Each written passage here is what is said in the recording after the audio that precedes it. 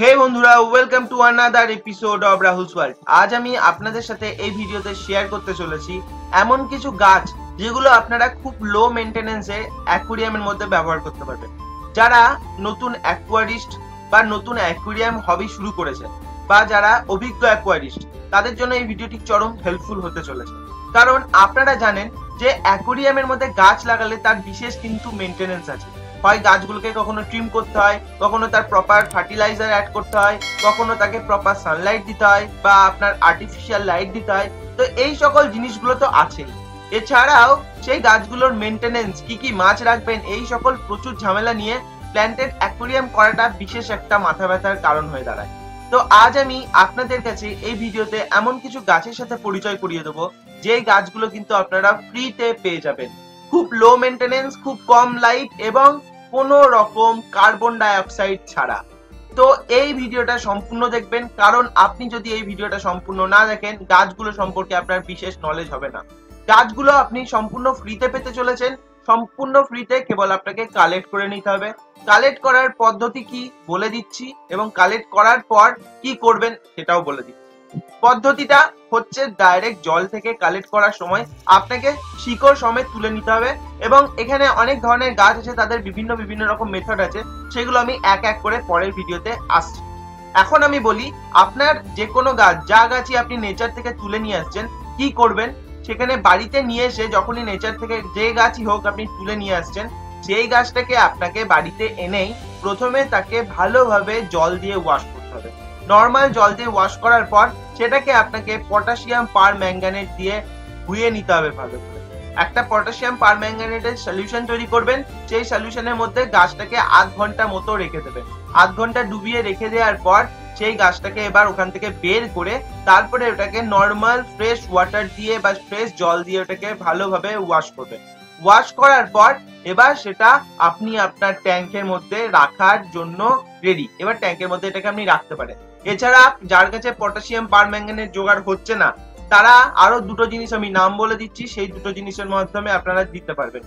এক হচ্ছে, এই জায়গাটায় আপনি ইউজ করতে পারেন লবণ বা হাইড্রোজেন পার অক্সাইড। এই দুটোর মধ্যে যে কোনো একটা জিনিস আপনি ইউজ করতে পারেন এবং সেম জিনিস জলের মধ্যে দিয়ে ধুয়ে দেবেন এবং সেটাকে ডুবিয়ে রাখবেন। সেটাকে ডোবানোর পর ওটাকে পুরোটাকে তুলে, গাছগুলোকে পুরোটাকে তুলে এবার আপনাকে সেগুলোকে আবার ভালো করে ফ্রেশ জলে ওয়াশ করতে হবে এবং প্ল্যান্টের মধ্যে বা আপনার ট্যাঙ্কের মধ্যে লাগাতে হবে।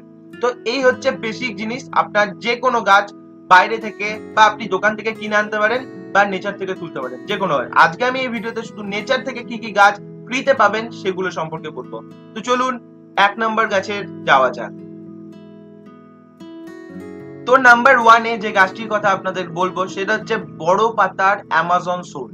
অ্যামাজন সোর্ট এই গাছটা কিন্তু আমাদের দেশের, ভারতবর্ষের গাছ নয়, নেটিভ গাছ নয়, কিন্তু এই গাছটি আমাদের দেশের খাল বিল নদী পুকুর জায়গায় পাওয়া যায়। তো এই গাছটিকে আপনারা কালেক্ট করতে পারেন। কিভাবে চিনবেন এই গাছটি? এই গাছটির বৈশিষ্ট্য হচ্ছে এরা বড় বড় পাতার, লিলি টাইপের পাতা হয়, কিন্তু এটা জলের তলায় থাকে, প্রচুর পরিমাণের অক্সিজেন দেয় এবং এরা খুব কম লাইটেও কিন্তু সার্ভাইভ করে যায়।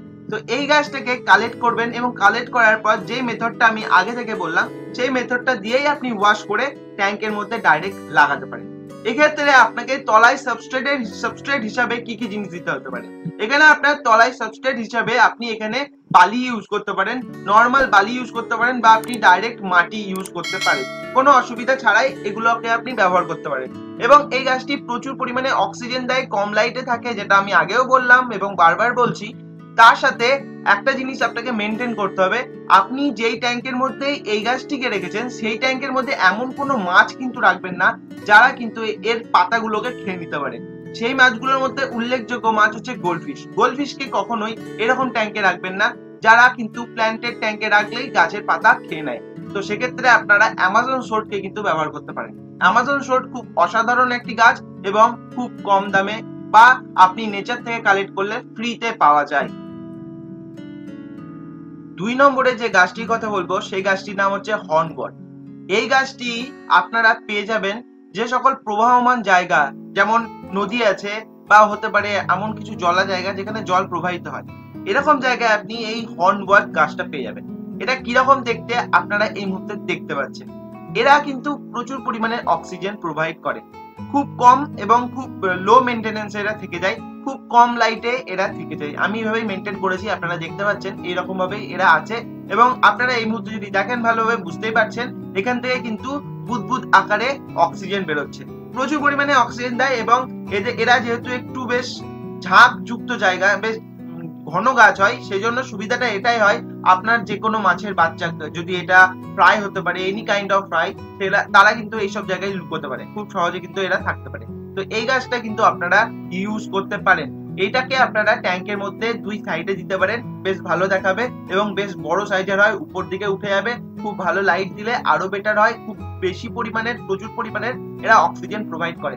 আর সাবস্ট্রেটের সাথে জাস্ট টাচ করিয়ে রাখলেই হয়, এরা জল থেকেই যা দরকার এদের সবকিছু কালেক্ট করে নেয়। জাস্ট সাবস্ট্রেটের সাথে একটু টাচ করিয়ে রাখবেন, একটা কিছু করে দেবেন, এদের যে তলার যে শিকড় বা গোড়া যেটা বলছে সেটাকে আপনার যে সাবস্ট্রেট আছে তার উপর, সেটার উপর রেখে তার উপর দুটো পাথর বা নুড়ি দিয়ে দেবেন। খুব সাবধানে, খুব নরম গাছ হয় যাতে না ভেঙে যায়, এই জিনিসটা আপনাকে মাথায় রাখতে হবে। ব্যাস এইটুকু করলেই হয়ে যাবে, আপনার গাছ কিন্তু প্রপার থাকবে এবং বেশ তাড়াতাড়ি গ্রোথ করবে, খুব ভালো থাকবে এবং প্রচুর পরিমাণে ট্যাঙ্কের মধ্যে অক্সিজেন দেবে। এবং আরেকটা জিনিস, এই গাছগুলোর কিন্তু খুব কম কার্বন ডাই অক্সাইড কনসেন্ট্রেশন জলে কিন্তু দীর্ঘদিন বেঁচে যায়। তার মানে আপনার ট্যাঙ্কে যদি 2-4টে মাছ থাকে, তারা যে পরিমাণে কার্বন ডাই অক্সাইড দেবে জলের মধ্যে ছাড়বে, সেগুলোই কিন্তু যথেষ্ট হয়ে যাবে এই গাছটির জন্য। এই গাছটি যথেষ্ট হয়ে যাবে। তো এইভাবেই আপনি ইজিলি এই গাছটিকে ট্যাঙ্কের মধ্যে রাখতে পারেন। 3 নম্বরে যে গাছটির কথা বলবো সেই গাছটির নাম হচ্ছে হাইগ্রোফিলিয়া। এই গাছটির অনেক নাম আছে, যেমন ড্রাফট হাইড্রোফিলিয়া, ইন্ডিয়ান ওয়াটার উইড। এগুলো সাধারণত নেটিভ প্ল্যান্ট, এগুলো লো টেক প্ল্যান্টের জন্য আদর্শ। ছোট মিডিয়াম সাইজের পাতা হয়, প্রচুর পরিমাণে অক্সিজেন দেয় এবং এরা কিন্তু কম লাইটে, খুব কম লাইটে এবং CO2 ছাড়া দীর্ঘদিন বাঁচে এবং বেশ ঘন হয়। আপনারা যদি লো টেক প্ল্যান্টের হিসাবে ফ্রিতে কোনো গাছ খুঁজে বেড়াচ্ছেন, তাহলে আমি বলবো এই গাছটি আপনার জন্য বেস্ট। কোথা থেকে পাবেন, কিরকম ভাবে জোগাড় করবেন, এবার সেগুলো একটু বলে দিই। হাইগ্রোফিলিয়া আপনাকে যদি জোগাড় করতে হয়, আপনি চলে যাবেন ধান ক্ষেত বা এরকম টাইপের এমন জায়গা যেখানে খুব কম পরিমাণে জল আছে এবং জল আশেপাশে যে নালাগুলো হয় সেই নালাগুলো দিয়ে জল বয়ে যাচ্ছে, এরকম জায়গায় কিন্তু এই সকল গাছ খুব পরিমাণে দেখা যায়। এছাড়াও সাধারণত পুকুর বা নদী এরকম জায়গাতেও এই গাছ কিন্তু দেখা যায়। কিন্তু আমি যে জায়গাটায় বলছি, ধান ক্ষেতের আশেপাশের যে জায়গাগুলো, এখানে কিন্তু এই গাছের পরিমাণটা খুব বেশি এবং খুব সহজে কিন্তু পাওয়া যায়। তো আপনারা কি করবেন, এরকম জায়গায় যাবেন এবং শিকড় সমেত একদম পুরো মাটি সমেত তুলে নিয়ে চলে আসবেন। তারপরে তো ওয়াশ করবেন, ওয়াশিং প্রসেস অলরেডি বলে দিয়েছি, সেইভাবে ওয়াশ করে আপনাকে এটাকে রাখতে হবে। লো টেক প্ল্যান্ট হিসেবে খুবই ভালো, খুব কম লাইটে এরা কিন্তু কাজ হয়ে যায়। তো আপনারা জাস্ট ট্যাঙ্কের মধ্যে জাস্ট এটাকে আপনি ট্যাঙ্কের মিডিলে বা আপনার সাইড গুলোতে বেশ ভালোভাবে আপনি অ্যারেঞ্জ করে নেবেন, বাস। বা আপনি এখানে ইউজ করতে পারেন একটা আপনার ট্যাঙ্কের মধ্যে যে সকল সাজানোর জন্য যে সকল জিনিসগুলো আছে, তার ভিতর থেকে আপনি তলায় সাবস্ট্রেট অল্প করে দিয়ে দিলেন এবং তার ভিতর থেকে গাছগুলো বেরোচ্ছে, বেশ দেখতে একটা ভালো লাগবে। তো এই জিনিসটা আপনারা মেনটেন করতে পারেন। এই গাছটিকে আপনারা খুব সহজে কিন্তু লাগাতে পারবেন। নেটিভ অ্যাকোয়াটিক প্ল্যান্টের প্রথম পর্বটি এখানেই শেষ করছি।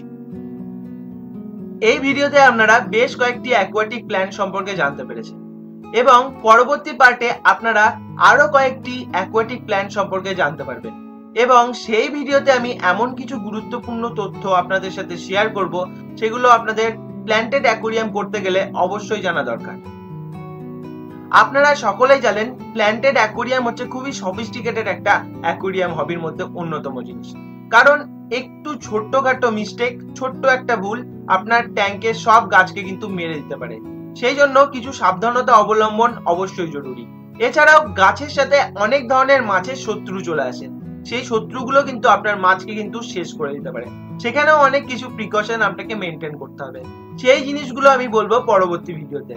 পরবর্তী ভিডিওতে আরো ইনফরমেটিভ হতে চলেছে এবং পরবর্তী ভিডিওতে যে সকল গাছগুলি দেখাবো সেগুলোকে আপনারা খুব সহজে এবং খুব কম দামে বা বিনা পয়সায়, যদি আপনি নিজে কালেক্ট করেন তাহলে বিনা পয়সায় অবভিয়াসলি পেয়ে যাবেন।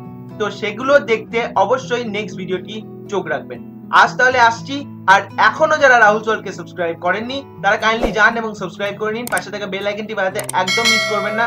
আজ আসছি তাহলে, দেখা হচ্ছে খুব তাড়াতাড়ি, ততদিনের জন্য গুড বাই।